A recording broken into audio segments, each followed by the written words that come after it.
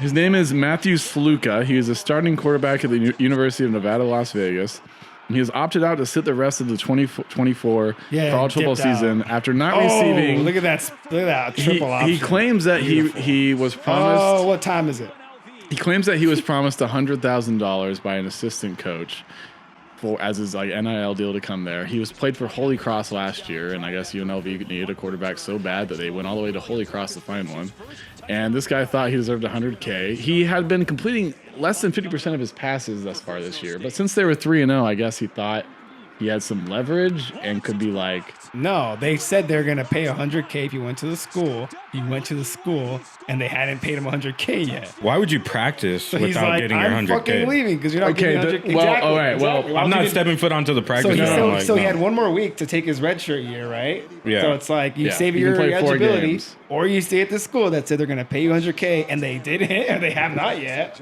What are you gonna like? What would you do? Well, okay. Well, for sure, fuck you guys. Power to the individual. Fuck these colleges taking you back. Thank God they can get paid now. Ooh. But the story is that he was an assistant coach told him that, right? That's not how you confirm that information. He might have just said that how does that work? Like you have to go to the school counselor and be like, you need to have that in writing. I'm sure Dylan Raiola for Nebraska has an NIL deal, and it's a legally binding contract. It's not, an assistant coach kind of mentioned this to me on one of my visits. So there's no standard deal for NIL though. There's no standardized contract, and a lot of them aren't. Yeah, a lot of them are verbal. And sometimes it goes the other way. Sometimes a player, like this Alabama guy, went to Iowa, took $1 million, and then within the same offseason went back to Bama. So I don't know. With the $1 million still? Yeah. He took the money and left. He already has it, yeah. I don't know. I mean, colleges have fucked over players for so long, but still, hearing that, it's kind of like, fuck. Yeah, honestly, I don't really you're care. Fucking the game up for other people. Yeah, for real. Okay, so, but my thought was, when he left, my thought was, it makes you were promised money, you didn't get it. If we take that at face value, sure, that makes sense, man. That's bullshit. But at the same time, UNLV we don't know. They could potentially be the Greater 5 team that goes to the playoffs this year, right? And he might be fucking himself in the long run. Kellen Moore, I'm not saying this guy's Kellen Moore, right? But Kellen Moore played for Boise State, a Greater 5 team. He wasn't paid any money, but the notoriety he got from Boise State being a successful football program and playing in important games did a lot for him. It's either he ended up being Dak Prescott's backup. You're saying that this guy should be content with the possibility of winning out because you're UNLV and you have to be undefeated to be relevant at all. Yes. So you're saying that he should have paid more attention to that versus the $100,000 that he was told he was going to get for playing there at all. So no, what I'm saying is that it sucks that he's not getting the money that he says he was promised. What I think is that opting out in the current situation, is opting out going to get him into a better position? Who's going to pick this guy up next year? I think any other situation's better. Just not playing at all? Yeah, because you're just getting had, bro. It's just I mean, that's fine if he doesn't. Yeah. I'm saying you're gonna pay money and they didn't. Why would you trust anything from them anymore? I'm saying as a football, and you have to win out. What is the upside? You play at UNLV. You're nobody. Yes. Your school's nobody. For sure. You guys could be undefeated and still maybe not make the playoffs. Yeah. No. No one cares about you. I mean, if you're saying no one cares about him as a quarterback. So why is he going to use his last year eligibility on the off chance that it'll be profitable when it has not? But what's his option next year? Where's he going to play? I guess that's my point. Is if he doesn't want to play because they're not paying him. Obviously, yeah. If your employer's not paying you, fuck them. But if he expects that someone else is going to pick him up next year when he didn't really play that well and then quit on the team after 3 games for a very legitimate reason, but that's not how coaching staffs are going to see it. It kind of sucks, and it just shows the need for regulation in the NIL stuff. Yeah, they need cap. It needs to be the NFL light. They have to. There's a reason this shit exists. They need to just drop the facade. Cap. No way. Just drop the facade and be like, this is semi-pro. This is semi-pro. They need to have public contracts. Just 3-year contract. I hate. Yeah. I like player mobility. If a coach can leave, players should be able to leave whenever they want to too. But it sucks because now it means less when they just like Miami. They have Cam Ward, right? And he's a really good player. And if he wins them a championship, that's great. But that's not as meaningful as someone that was there for 3 years. To me, Cam Ward is a Washington State quarterback.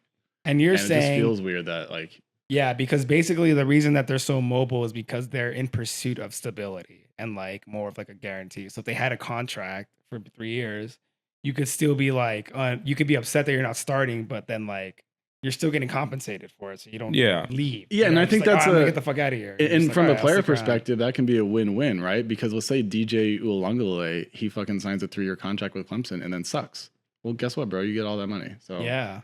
You don't have to fucking go to Florida State. And yeah, suck you there, don't too. have to go to Oregon State, suck there. You don't have to go to Florida State, suck there. You can just chill in Clemson, and then maybe go to the NFL just based on your upside. and also preserve it, you know. And Just colleges like, will like actually invest in players more, like in their development, Right. Not trying to squeeze them for like a year. If they sign them for 3 years, they're like, all right, I want you to be. And I know we fully dropped the facade, but it'll also help like having a stable place to get an education. I mean, for the top players, doesn't matter that much. But there are some lower rung players who definitely aren't going to the NFL that get paid money, that move for money because this is their opportunity to make money. And it might be good for them to. But I feel like they just got to take them out of the school because, like, they use the whole education thing as part of the reason why they don't need to like pay them or like do anything. Yeah. Oh, the education. I mean, we absolutely need to. I see what you're saying, though. You're right. It's actually more like everyone everyone wins off, with better basically. stability. Yeah. But then the schools have to they have to finally commit to like playing, finally paying these fools, you know, like consistently. Yeah.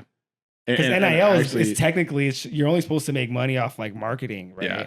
But they've turned it into like. Well, it's like a direct payment, basically, right? Like, how do you promise someone any amount of money based on NIL? Like, we'll guarantee you $60K of like residuals for like fucking marketing. Well, it's turned into the same promotion. It's turned into the same thing as like LeBron and Nike or whatever. It's just like an endorsement deal. Like, we will sell jerseys that say, Milrow on the back. But I thought the schools can't promise you that. I thought it was only like no, the schools can pay you directly now, basically. Oh, it's by saying like they value your name at that dollar amount more than like we're gonna use your name up to that. But dollar so basically what happened is like NIL started.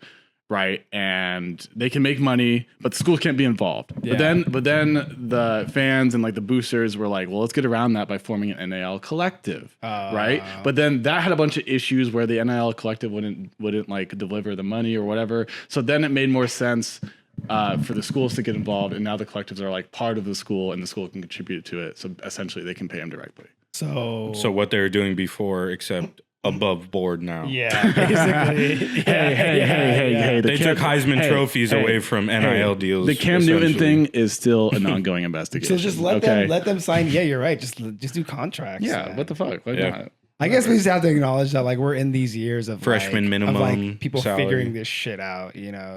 Like we're in these transitional years right now where there's going to be players will stay in college longer and actually get a degree and develop into like the stars will develop into when they start their rookie year, like you'll be able to see what they're going to be more than it being a wash. College is going to become like the minor leagues of the NFL. It is very interesting. Like college football, more than any other sport. I mean, I don't pay attention to most other college sports, but I think basketball's been, besides the tournament expanding, been pretty much the same thing forever.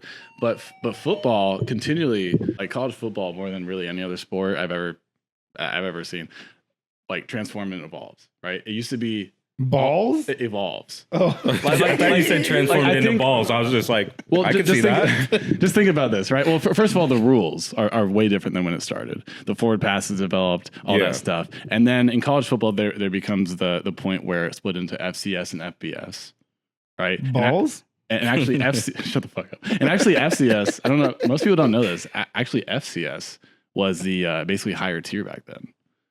But anyways, so now it's split into these two divisions, and then you just have national champions being determined by fucking media votes, and then they're like, all right, let's form the BCS, and everyone doesn't hate that. Now we have the playoffs, and it expands. So I don't know. This is just, if you don't like change, this is not the sport for you. Yeah. So because it's still panning out, finding its final form. Well, everyone's just like, oh, like college football is like, we're losing it. It's like, no, man. But you think that's what they were saying when they formed the BCS? You think that's what they're saying? Remember like the Southwest Conference doesn't even exist anymore. Yeah. Remember like the Ivy League was like a big deal. Like now, it just depends on how far back you go. I would say the conference realignment is getting a little bit crazy when you have Cal and Stanford playing in the Atlantic Coast Conference. And really, the worst thing about that is all the other sports. Football, you play 5 away games. It's doable, right? Yeah. Okay, well, Stanford volleyball is a huge program. And now they get to fucking play half their games 3,000 miles away. Just completely fucked. That's probably cool for them, though. Like, instead of taking a bus, they get to fly. Yeah. Like, I don't know. Yeah. They get to stay in a nice hotel. And walk out in suits or something. I don't know. But you could do that with a lot shorter flights before. True. Anyways, let's wrap this up so we can move on to the in conclusion, NIL. In conclusion, good. I'm just saying, like, Georgia. I would say Georgia. Okay. Alabama. Good. USC. Good. And remember, always get it in writing. That's been our show, folks. Yeah, we'll check back in 5 years when the NCAA has officially become the minor league of the NFL. By the way, Shane, they're gonna start having work studies and shit, and letting these guys spend time with that. It's gonna be like weird. By the way, I have a contract drawn up to determine ownership of the podcast. If you can sign it. Yeah, never. All right, bye. Bye.